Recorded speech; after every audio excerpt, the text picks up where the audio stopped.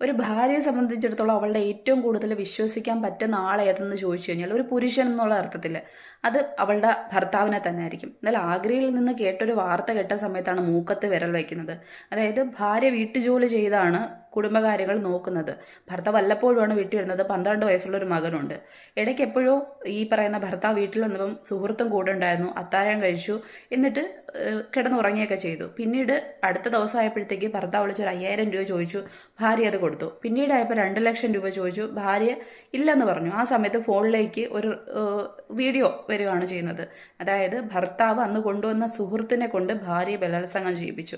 ഇതാണ് സംഭവിച്ചത്. ഭക്ഷണത്തിൽ മയക്കുമരുന്ന് കലർത്തിയിട്ടുണ്ടായിരുന്നു. എന്നിട്ട് ആ ദൃശ്യം പുറത്ത് വിടുമെന്ന് പറഞ്ഞുകൊണ്ട് ഭാര്യയോട് ഭർത്താവ് 2 ലക്ഷം രൂപയാണ് ചോദിച്ചുകൊണ്ടിരിക്കുന്നത്. അവസാനം പോലീസിൽ പരാതി പറഞ്ഞു. ആ പാവത്തിന്റെ അവസ്ഥയൊന്ന് ആലോചിച്ചു നോക്കി. ഈ വാർത്തകൾ കേൾക്കുന്ന സമയത്താണ് സത്യത്തിൽ ഈ ലോകത്തിൽ എന്തൊക്കെയാണ് സംഭവിക്കുന്നത്, ഇത് എങ്ങോട്ടാണ് പോകുന്നതെന്ന്